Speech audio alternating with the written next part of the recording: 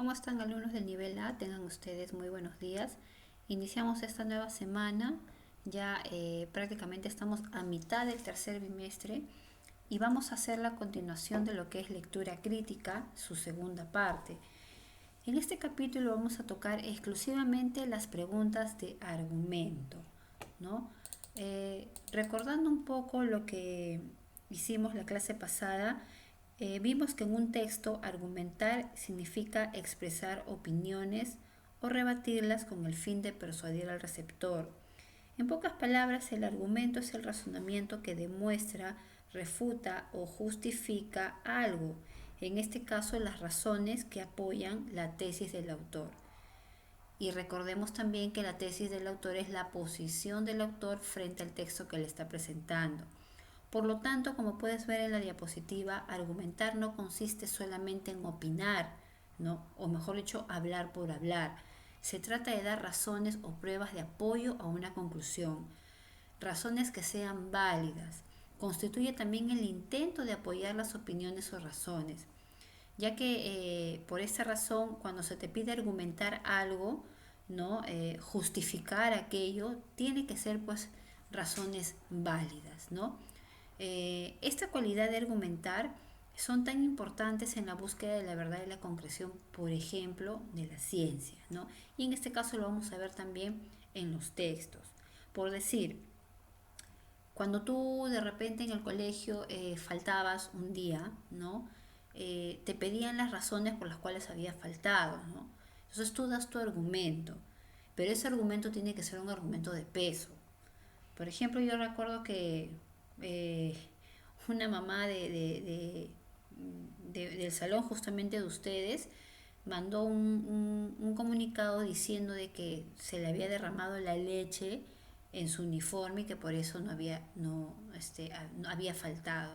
Entonces, eso realmente es un argumento que carece de validez, ¿no? Pero si de repente se podría decir el argumento, pues que has faltado por enfermedad o por un X razón que podría ser algo más razonable, entonces se toma como válido. Lo mismo vamos a hacer en los textos. Recuerda que en la clase pasada aprendimos que no solamente puede existir un argumento, pueden haber muchos, pero tenemos que ver cuáles son esas razones que van a apoyar las conclusiones. Ahora, en las preguntas sobre argumentos te van a llegar de dos tipos.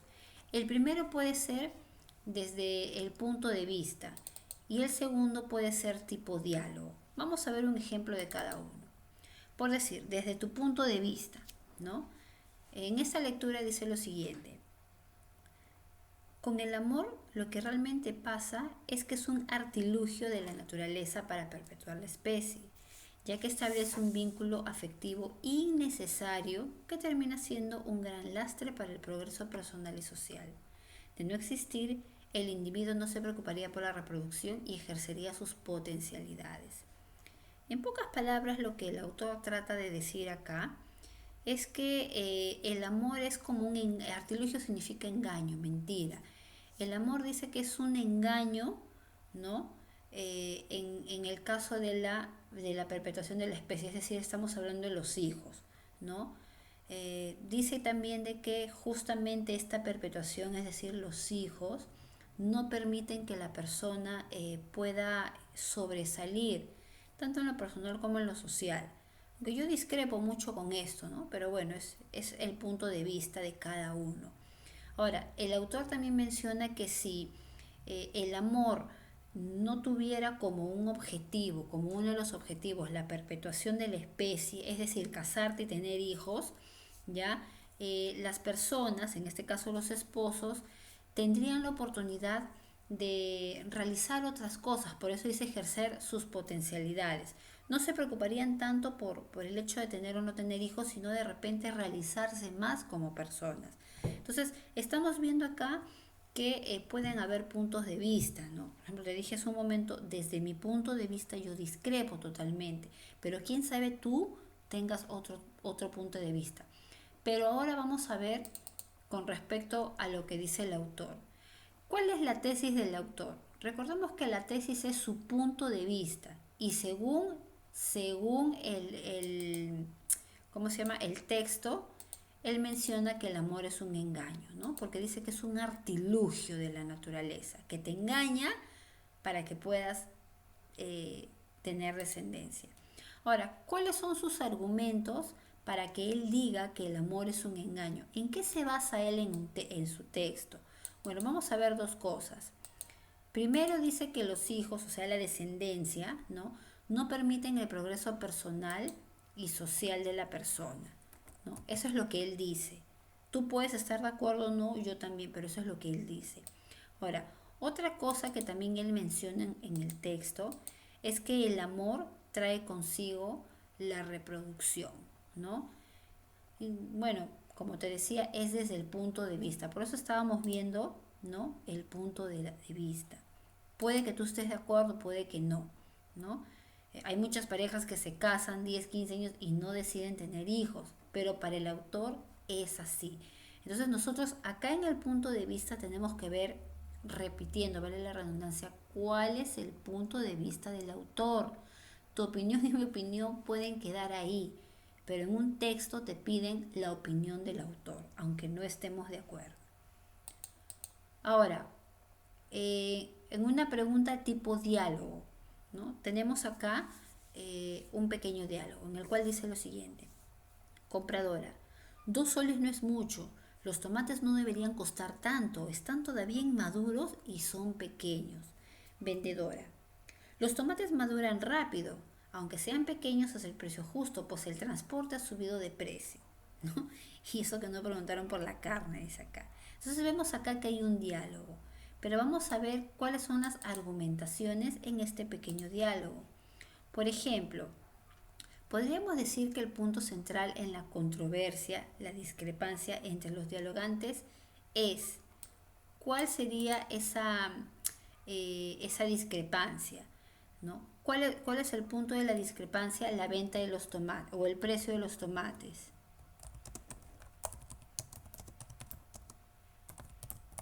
¿No? Se está discutiendo por el precio de los tomates. Ahora, con respecto a esa discrepancia, dice, ¿cuál es el argumento de la compradora? Bueno, la compradora menciona para empezar que los tomates son pequeños. Y como su segunda argumentación, que es válida, menciona que los tomates no están maduros, ¿no? Ese es el punto de vista de la compradora según el texto. Ahora, ¿qué cosa dice la vendedora? Bueno, la vendedora también presenta sus argumentos para colocarle ese precio a los tomates. Primero dice que los tomates maduran rápido, ¿no? Y además también mencionó de que el transporte ha elevado sus precios. ¿Por qué?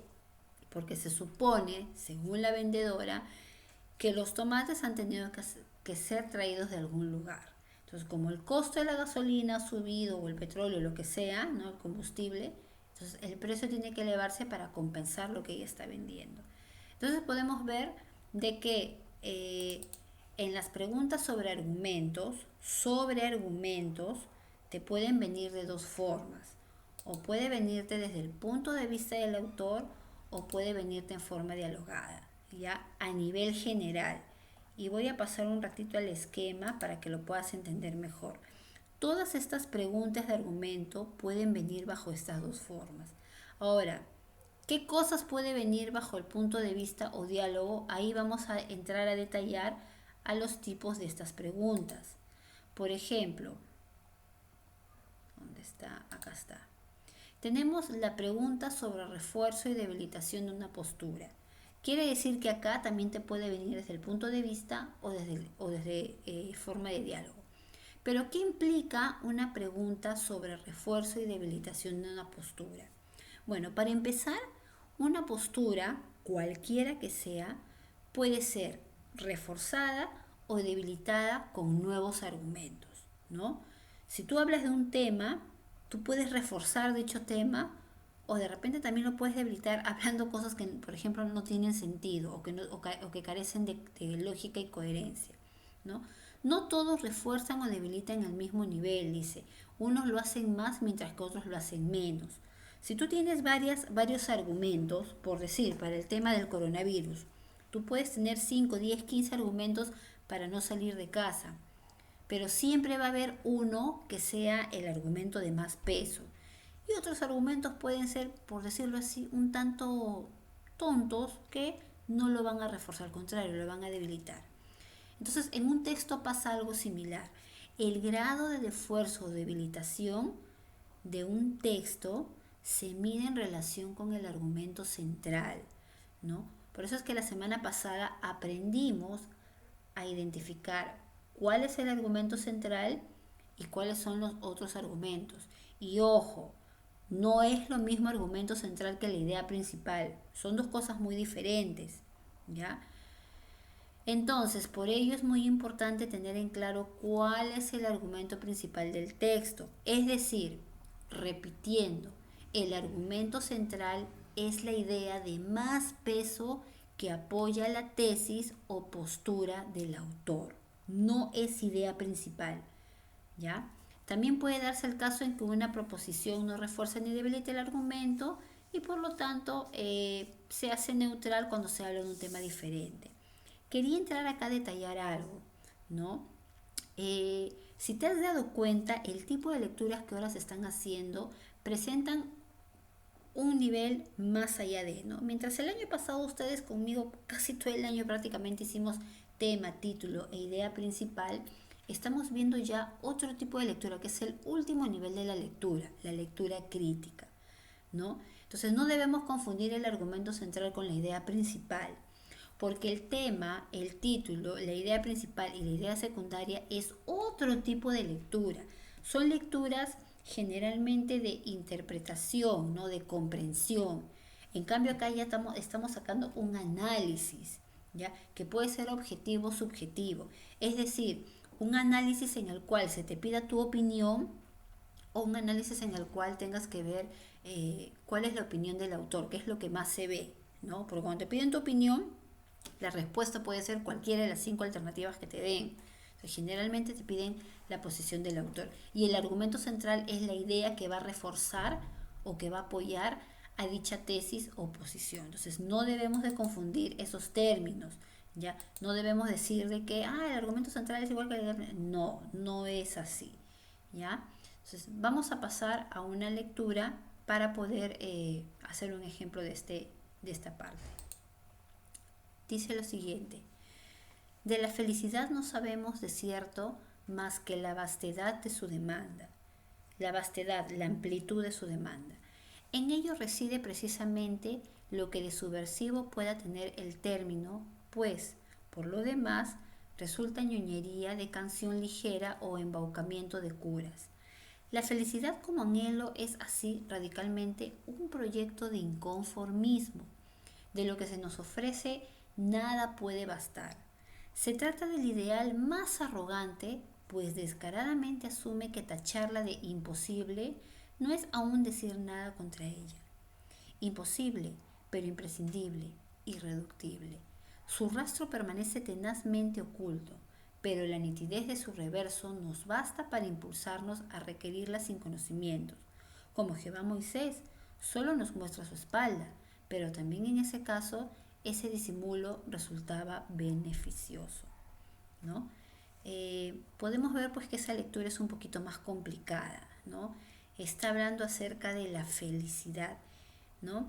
Entonces acá me hacen una serie de preguntas. En primer lugar dice, señala la opción que reforzaría más el argumento del autor. ¿Cuál de estas ideas va a reforzar el argumento, es decir, la idea que apoya la tesis del autor? Entonces podemos decir acá, la felicidad permite que lo que pareciera imposible se torne posible. Es una idea pero no la refuerza. El hombre es un ser ingénitamente inconforme y probablemente contradictorio, ¿no? El hombre feliz es un hombre aburrido, ¿no? Es imposible ser feliz, pero todos no necesitan una esperanza. Y la persecución y la felicidad nos muestra que el hombre es un ser inferior. Ahora, ¿cómo puedo saber yo cuál es el argumento? Para empezar, el autor está hablando de la felicidad, ¿ya? Pero está diciendo de que la felicidad es algo que el hombre no está conforme. Justamente este es su argumento central, ¿ya? Acá está, lo voy a pintar de verde para que lo puedas ver. ¿Qué cosa dice él acerca de la felicidad, no? Él dice de que para el hombre es un proyecto inconforme, es decir, nada para él lo puede llevar a una completa felicidad. Y más abajo, ¿no? Él muestra otros argumentos que apoyan esa idea, ¿no? Por ejemplo, dice que es imposible, pero que no se puede ir contra ella, que es imprescindible, que permanece oculto, pero que a la vez es nítido, ¿no? Incluso dan un ejemplo, ¿no? Y en este caso lo comparan con un ejemplo bíblico, ¿no? Dice ahí como Dios a Moisés solo muestra su espalda, ¿no? Bueno, hay una parte de la Biblia donde dice de que Dios le mostró eh, su espalda, su mano, ¿no? Pero no lo habla de forma literal. Entonces, para el hombre prácticamente la felicidad es algo que tú lo puedes obtener, pero que siempre vas a estar inconforme, porque siempre vas a querer más.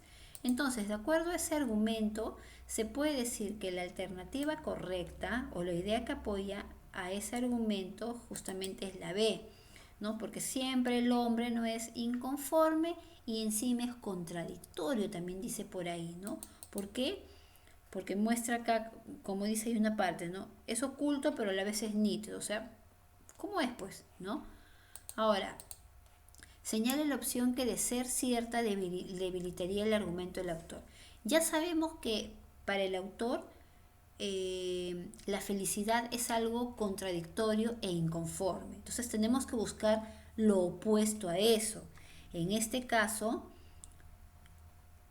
a ver, sería,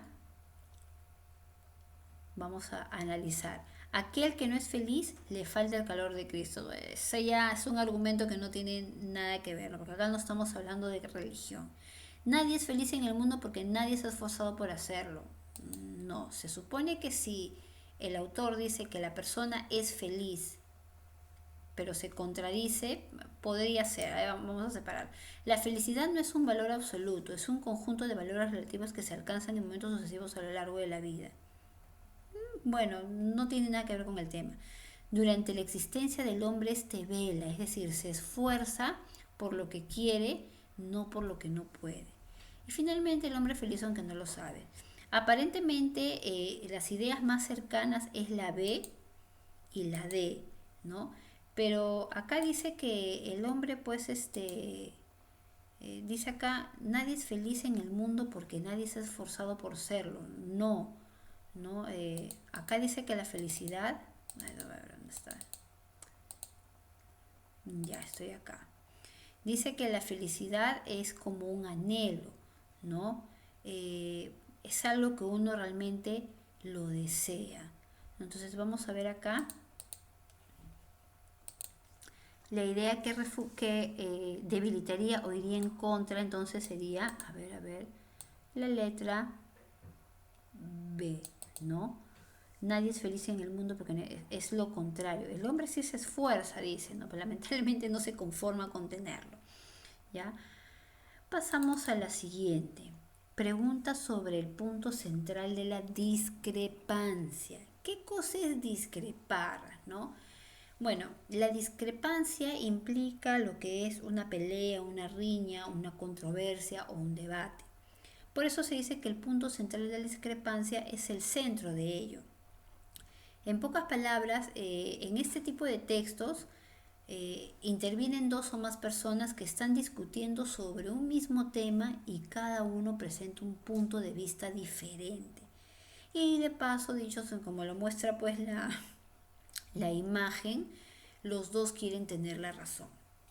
Vamos a ver un ejemplo de este tipo de pregunta, de argumentación. Dice lo siguiente, alcalde, esta ciudad es un caos, vendedores ambulantes por todos lados, omnibuses de todo tamaño y color peleando por un pasajero, casa de los estilos más diversos, una al lado de la otra. Las autoridades nunca se tomaron en serio el trabajo de planificar. Eso dice el alcalde. ¿Y el dirigente qué cosa dice? Eso es lo que a usted le parece desorden, es más bien la manera en que la población se ha ordenado naturalmente. Pese a los intentos de las autoridades por hacer una planificación necesariamente arbitraria y artificial, Donde usted ve caos, yo veo un magnífico microcosmos, ¿no? Entonces, podemos ver acá que hay dos puntos de vista diferentes. El alcalde dice una cosa y el dirigente dice otra, ¿no? Entonces, vamos a ver qué nos preguntan. ¿Cuál es el argumento principal de las autoridades? ¿No? O en este caso el alcalde, él menciona de que las autoridades en su debido momento no hicieron un buen trabajo. Ese es el argumento. Y como no han hecho un buen trabajo, pues él ve caos, ve desorden, no ve las casas apiñadas, en fin. Ahora, ¿cuál es el argumento central? ¿Qué es lo que dice el dirigente frente a esto? Bueno, él menciona que la población de alguna forma se ha planificado sin la ayuda de las autoridades. Al parecer en algún momento estas autoridades han querido imponer sus reglas, mas ellos no lo han permitido. O de lo contrario, simplemente las autoridades no les ha importado y ellos han hecho lo que mejor han podido, ¿no? Y de esa forma se organizaron. ¿Cuál es el punto de discrepancia entre ambos? El caos en la población, ¿no? Mientras uno ve caos, el otro ve orden. Incluso se puede decir el caos y el orden, ¿no? En la población, ¿no? Son dos puntos de vista totalmente diferentes, ¿ya? Otro tipo de lectura argumentativa de crítica es las preguntas por información adicional, ¿no? En la propia argumentación de un texto suelen faltar aspectos que de saberlos te permitirán emitir un juicio mejor sobre la validez o solidez de la postura que defiende el autor. En este tipo de información pueden aparecer como premisas a través de preguntas sobre determinados aspectos de argumentación. En pocas palabras, en este tipo de textos va a faltarte uno o más aspectos que permitan completar la idea, pero de acuerdo al juicio que tú puedas emitir, de acuerdo a tu capacidad de criticidad, de argumentación, los puedes encontrar. No están en la lectura, pero sí lo das por sobreentendido, ¿no? Vamos a ver un ejemplo. Dice, no puedo concebir otra razón más importante para defender la pena de muerte que la de determinar a aquellos transgresores de la tranquilidad social. No solo la desaparición de aquello que pervierte el normal desarrollo de la armonía social se puede obtener en un estado de paz en el progreso. Entonces acá el autor se le nota que está muy enfadado con la sociedad, ¿no? Sobre todo con aquellos transgresores que dice no dejan en paz a la sociedad. Entonces, ¿cuál es la tesis del autor? Bueno, dice que él defiende la pena de muerte, ¿no? Esa es su postura, defender la pena de muerte. Ahora, ¿cuál es el argumento principal para que él pueda defender la pena de muerte? Él dice de que justamente estos transgresores han permitido el normal desarrollo de la armonía. Pero ojo, cuando hablamos de transgresores, estamos generalizando, ¿no? Yo no puedo de repente mandar a la pena de muerte, no sé, ¿no? A alguien que robó una tienda, pero quizás sí estaría de acuerdo con los pedófilos, por decir, ¿no? Entonces, ¿cuál es la información que falta para emitir un juicio sobre lo que sustenta el autor? Lo que sustenta el autor es interesante. Defender la pena de muerte, que haya pena de muerte para todas esas personas, pero no podemos generalizar. Entonces, ¿qué le faltó al autor de repente? No, hay algo que a él le faltó. Y podría ser ver qué tipo de agresores, a qué tipo de agresores, a ver, acá es A, ver a qué tipo de agresores se les aplicaría la pena de muerte ya que está generalizando, ¿no? Entonces, como que faltó esa idea, bueno, los transgresores, pero pucha, de repente, ¿no? Ay, mi hijo es un malandrín, ¿no? O sea, ¿se le va a aplicar la pena de muerte? No, pues. Entonces, lo que le falta al autor ver es a qué tipo de personas, ¿no? Y el último tipo de texto argumentativo está en las preguntas por presupuesto. No, no tiene nada que ver con el presupuesto de dinero, no. Las preguntas de presupuesto dice que es una idea que el emisor asume pero que no está explícita en el discurso.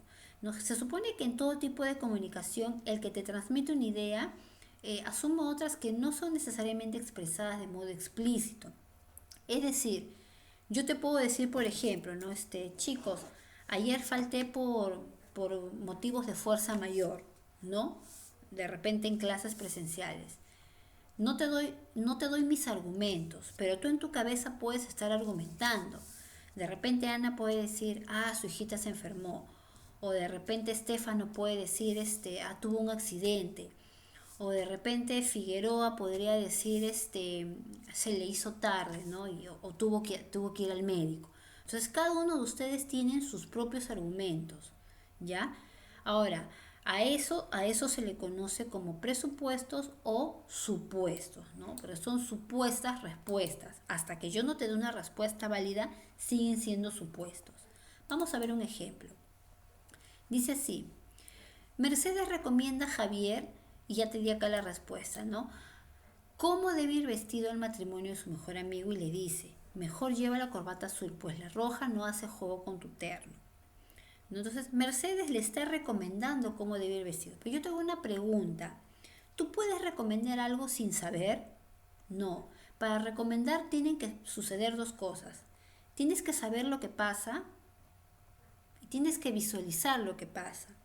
Yo imagino que Mercedes, para recomendarle a Javier que lleve una corbata azul, ha tenido que ver el color de su terno. De repente él iba a ir con un terno verde, no verde limón, y no.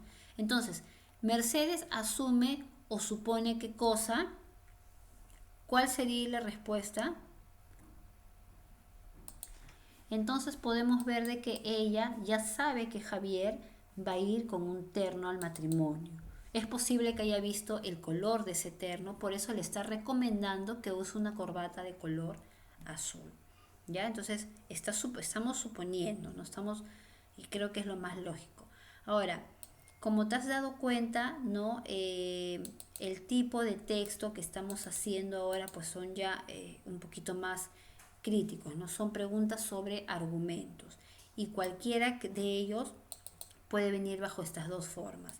¿Qué cosa me vas a hacer en tu cuaderno? En tu cuaderno me vas a hacer este esquema, ¿ya? Vas a colocar la fecha de hoy, 8 de septiembre del 2020. Ya te he dicho que si gustas también puedes tomarle una foto y pegarlo o hacerlo a mano, ¿no? Las preguntas de argumento. ¿Cuáles son las preguntas de argumento? Está la de refuerzo y debilitación de una postura, el punto central de discrepancia, la información adicional y las preguntas de presupuesto. En cada una de ellas te estoy dando el concepto. Además, cualquiera de estas cuatro posibilidades puede venirte desde el punto de vista o en forma de diálogo, ¿ya? Entonces ya sabes cuáles son las indicaciones. La revisión de este tema lo voy a hacer el próximo martes vía correo electrónico. Tu nota de cuaderno será el esquema, de acá, ¿ya? Tu nota de cuaderno será de tarea será la separata de sesión 16, donde te voy a mandar algunas lecturas, y la nota de evaluación, que será la práctica calificada, que también te voy a mandar una lectura. Bien chicos, entonces eso ha sido todo por hoy. Que tengan un buen día.